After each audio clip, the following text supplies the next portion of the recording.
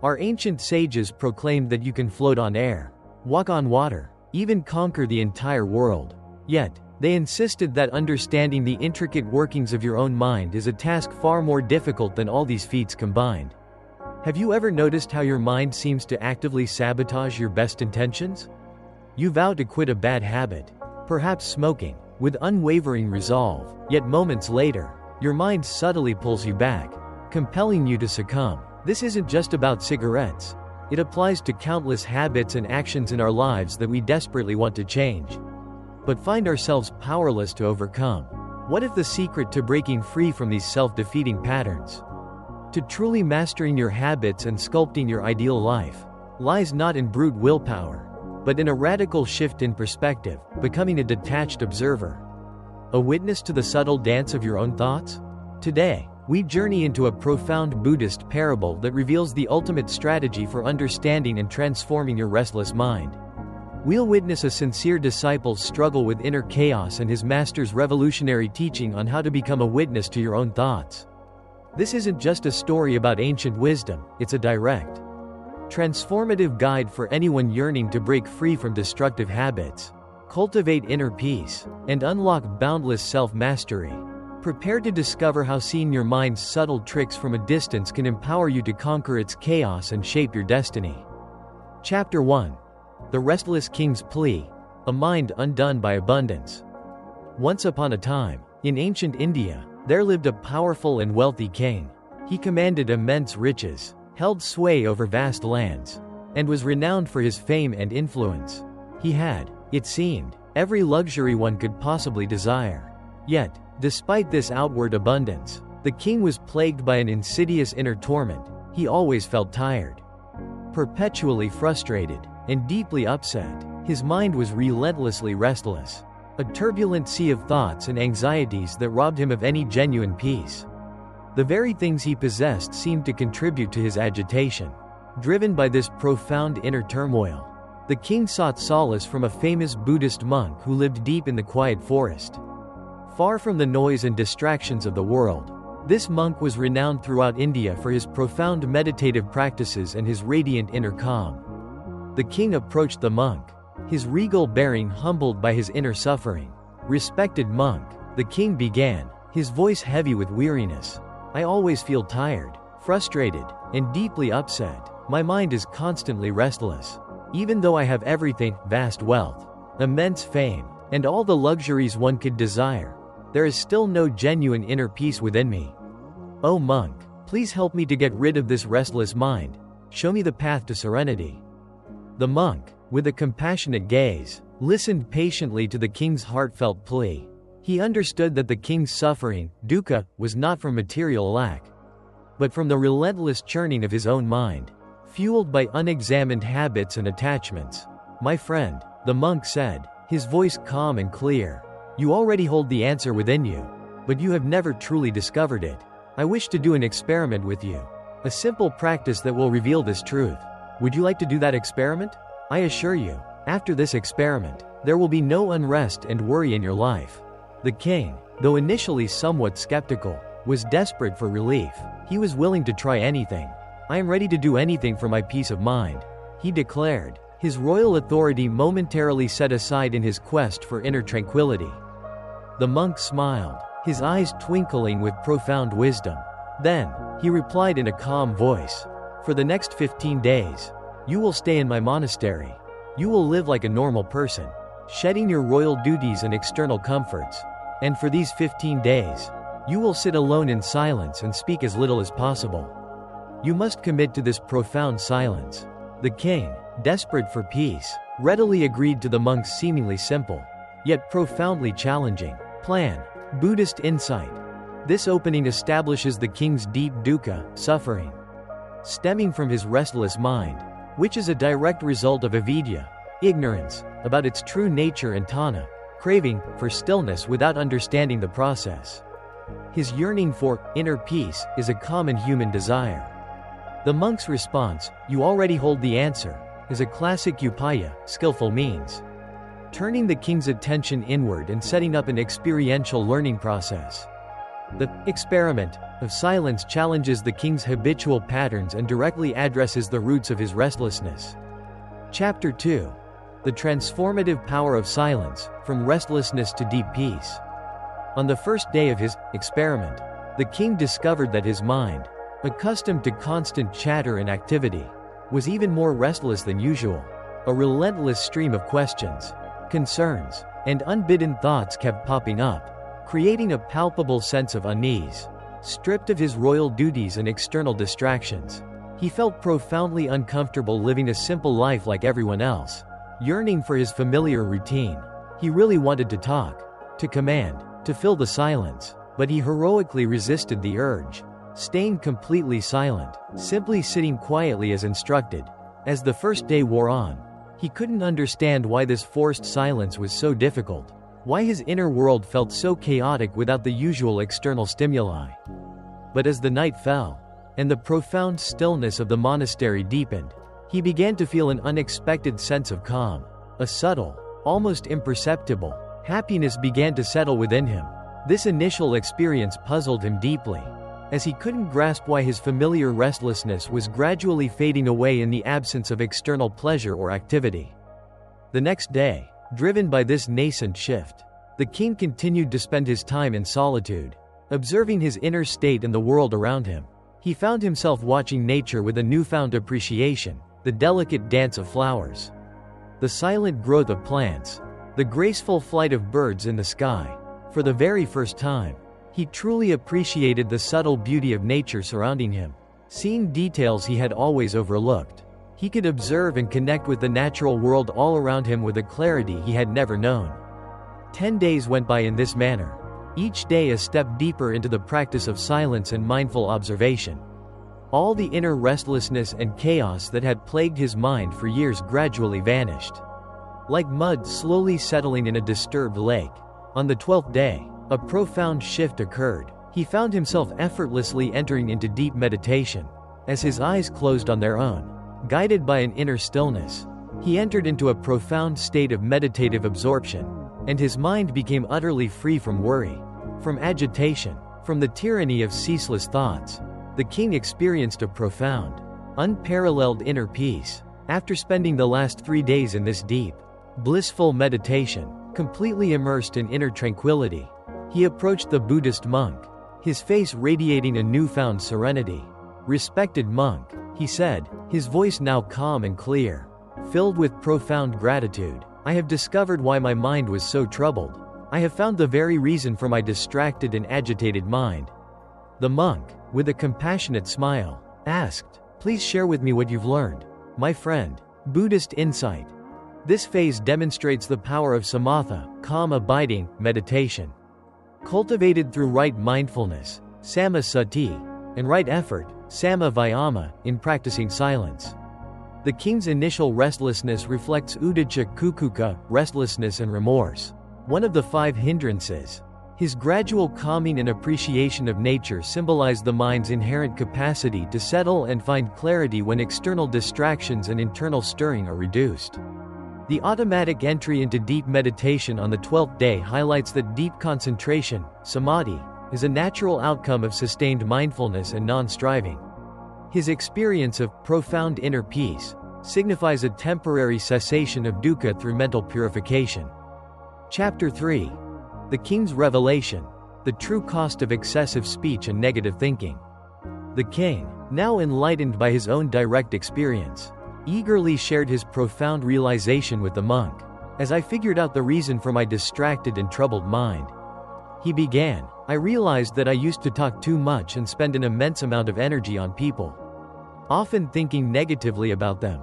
This excessive talking, especially when fueled by negative thinking and judgment about others, wasted my precious time, drained my energy, and fundamentally disturbed my mind." He continued, connecting his inner state to his external failures.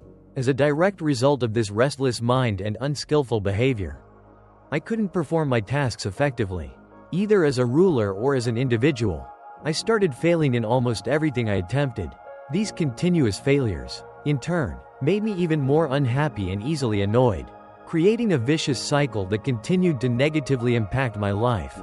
However, the king concluded, his voice filled with the quiet triumph of discovery. These 15 days in your monastery were a truly transformative experience. Now I feel like I'm truly living life to its fullest, authentically and deeply.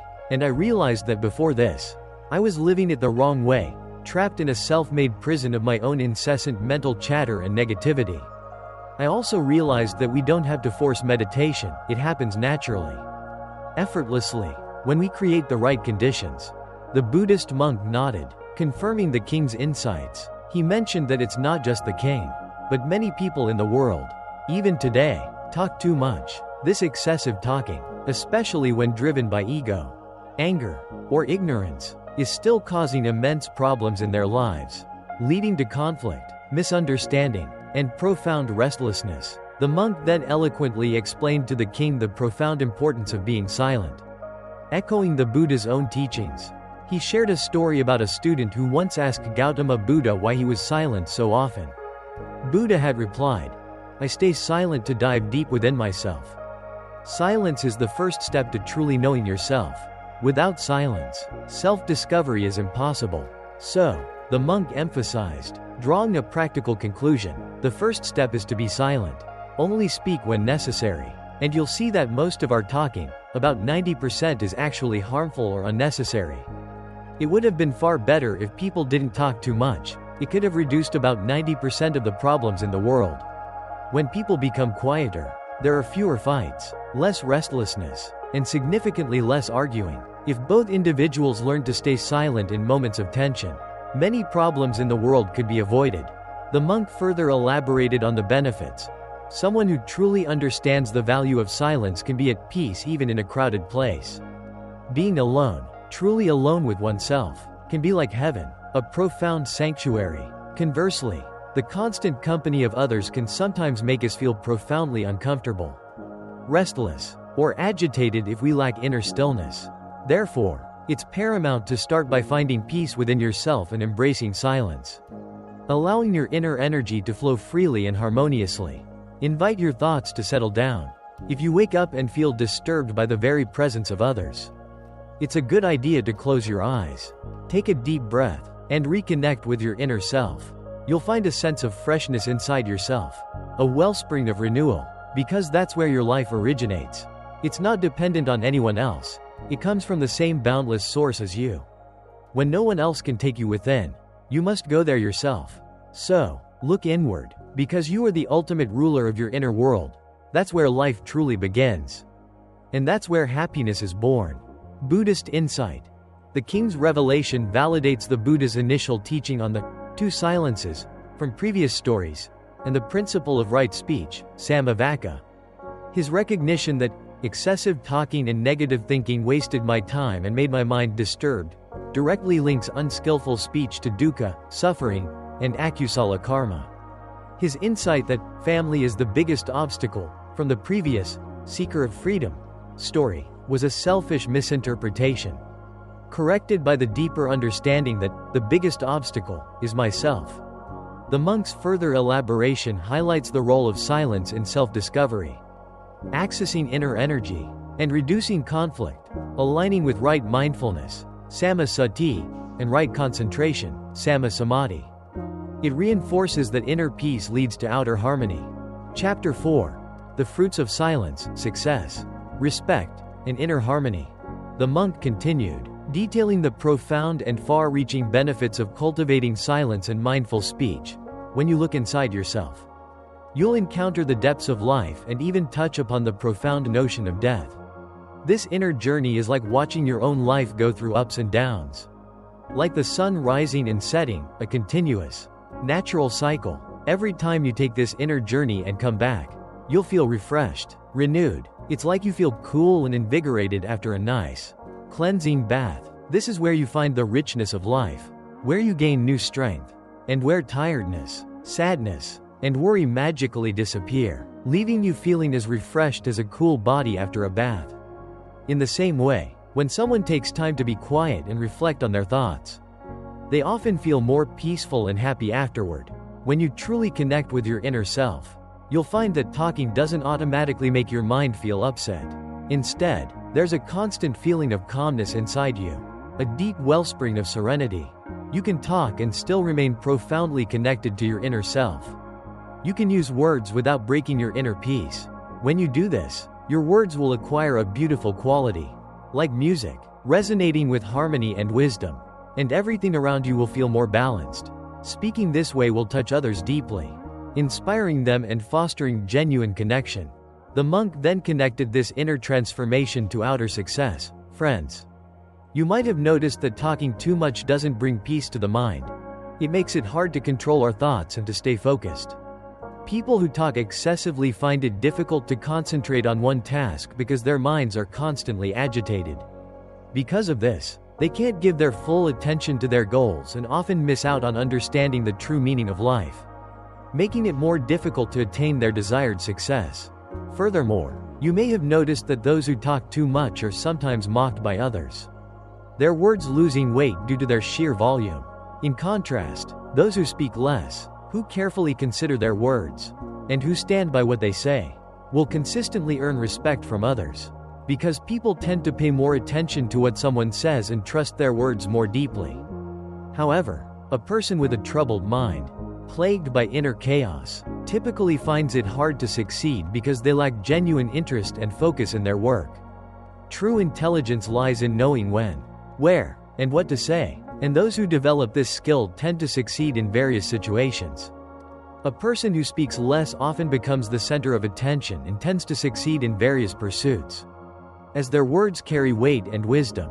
When we observe the qualities of great individuals throughout history, we find that they use few words, carefully considering what they say, and this directly contributes to their success.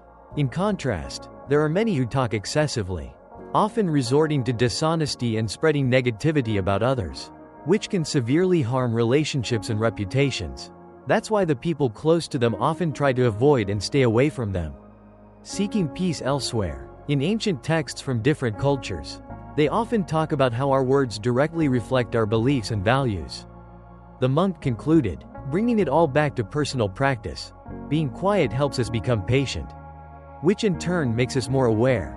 Meditating can help us understand ourselves better. So, my friends, I suggest you spend at least 20 minutes alone in solitude every day. This simple act of inner connection can bring so much profound positive change in your life. Buddhist insight. This section details the fruits of silence and right speech, Samma Vaka. It explains how inner quietude leads to outer success and respect, demonstrating the interconnectedness of sila, ethical conduct, and samadhi, mental discipline. The ability to speak without breaking inner peace signifies mastery of the mind. The contrast between excessive talkers, lack of focus, negativity, and mindful speakers, wisdom, success, provides practical evidence for the Dhamma's principles. The recommendation of 20 minutes of solitude is a tangible application of right mindfulness, samma sati, and meditation, bhavana, enabling self-discovery and inner clarity. Conclusion. The unfolding symphony of your silent wisdom. The timeless Zen parable of the restless king and the transformative power of silence offers us a revolutionary understanding of true peace, profound wisdom, and lasting success. It challenges our ingrained habits of constant external engagement and impulsive reaction, revealing that the ultimate power lies in mastering our inner world through conscious stillness. True serenity, as the Buddha revealed through the monk's wisdom, blossoms not in the noise of the world, but in the profound, discerning quietude of a mindful heart. Key learnings for your personal Buddha story. The mind as the source of restlessness. Our inner turmoil often stems from unexamined thoughts, excessive chatter, and the constant pursuit of external stimuli, rather than external circumstances alone. Application. Recognize when your mind is agitated. Instead of seeking external distractions, turn inward. Understand that your thoughts are impermanent, like clouds passing by. Silence is a transformative practice. Deliberate silence is not merely the absence of speech. It's an active practice that calms the mind, deepens self-awareness, and cultivates inner peace. It allows the mud of thoughts to settle. Application. Integrate periods of solitude and silence, even just 5 to 10 minutes initially, into your daily routine. Use this time for mindful breathing and observing your thoughts without engaging them. This builds your capacity for inner stillness, Become a detached witness, Sakshi. You are not your thoughts or emotions. You are the pure awareness that observes them. When you detach from them, they lose their power to disturb you. Application. Practice simply watching your thoughts and feelings as they arise and pass. Like clouds in the sky. Avoid judging them or getting lost in their stories. This strengthens your witnessing consciousness. Emotions are transient. Anicca, all emotions, happiness, sadness, anger, hatred, are impermanent. Clinging to positive ones or resisting negative ones creates suffering. Application. When strong emotions arise, acknowledge their presence without immediately reacting. Remember they will pass. This acceptance allows emotions to flow through you without taking root as suffering. Right speech, samavaka, is paramount. The Buddhist teaching emphasizes speaking only when necessary. With kindness, truth, and benefit. Excessive, unskillful speech drains energy and creates problems. Application. Before you speak, ask yourself, is it true? Is it kind? Is it necessary? Is it beneficial? Choose your words carefully. The quality of your speech reflects the quality of your mind. Inner peace fuels outer success. A calm, focused mind, cultivated through silence and meditation, is the foundation for effective action, better concentration, and greater success in all endeavors. Application. Prioritize your inner well-being. Understand that investing time in cultivating mental tranquility will directly enhance your productivity, creativity, and resilience in your outer life. Self-discovery through introspection. Silence is the first step to truly knowing yourself. It provides the space to observe your thoughts, emotions, and true nature without external interference. Application. Make introspection a regular practice. Go within to reconnect with your authentic self, your inner source of energy and life. This journey inward leads to boundless peace and self-mastery. The Buddha's profound wisdom, beautifully illuminated by this parable, invites us to embark on a transformative journey, from being slaves to external noise and uncontrolled words, to becoming masters of our own minds through the discerning, liberating power of inner silence.